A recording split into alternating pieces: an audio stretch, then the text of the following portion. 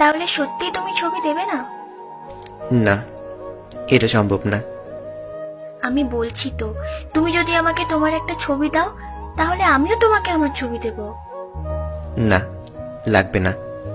আমি কতবার বলেছি আমি দেখতে একটুও সুন্দর না, তবুও তুমি বারবার ছবি চাও কেন? এমনি আরো চাইবো, 100 বার চাইবো। তুমি আমাকে আর মেসেজ করবে না, আর আমি আজকের পর থেকে আর ফেসবুকেও আসবো না। বাই। এই বলেই সমীর অফলাইন হয়ে গেল।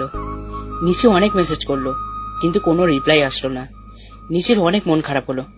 নিচে আর সমীরের পরিচয় ফেসবুকে। একে অপরকে অনেক ভালোবাসে, কিন্তু কাউকে কেউ দেখেনি, না দেখেই একে অপরকে ভালোবাসে। প্রতিদিনই দেখার জন্য নিচের সাথে সমীরের কথা কাটাকাটি হয়, কিন্তু সমীর ছবি দিতে রাজি হয় না, কারণ সমীর দেখতে ততটা সুন্দর না, আর পারিবারিক অবস্থা বেশি ভালো না, তাই সমীর নিজের সাথে এরকম করছে।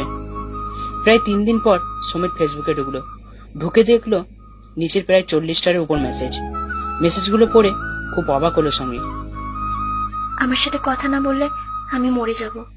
আমি কলেজেও যাব না, সারাদিন না খেয়ে থাকবো, আমি কিচ্ছু খাবো না। আবার নিশি তার ফোন নাম্বারটাও দিয়েছে। এই ধরনের মেসেজ দেখে সমীর খুব চিন্তিত হয়ে গেল। নিশিও প্রায় 1 দিন আগে অফলাইন, না জানি কি পাগলামি করে বসেছে।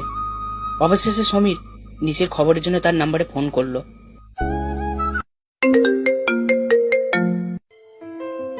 হ্যালো, কে? মানুষ, আপনি কে? আমি সমীর। ও তুমি? আমি নিশি। কেমন আছো তুমি? ভালো। আচ্ছা, কাল তুমি একটু আমার সাথে দেখা করতে পারবে? পারবো না কেন, অবশ্যই পারবো। আর কিছুক্ষণ কথা বলে ফোন ডেকে দিল। দেখা করার আসল উদ্দেশ্য হলো নিশির সাথে সব সম্পর্ক শেষ করা। সমীর জানতো নিশি সমীরকে দেখলে কোনোদিন পছন্দ করবে না, আর তাই আগে থেকেই সবকিছু সমাধান করতে কাল দেখা করতে যাবে। দেখা করার দিন সমীর পার্কের টেবিলে বসে আছে। ও বারবার একটি মেয়ের দিকে তাকাচ্ছে, কারণ মেয়েটা এতটাই সুন্দর ছিল যে সমীর চোখ ফেরাতে পারছে না। বারবার আর চোখে ওই মেয়েটিকে দেখছে। অনেক সুন্দর করে সাজগোজ করে এসেছে। কিছুক্ষণ পর মেয়েটা ব্যাগ থেকে ফোন বের করে কাকে যেন ফোন করলো।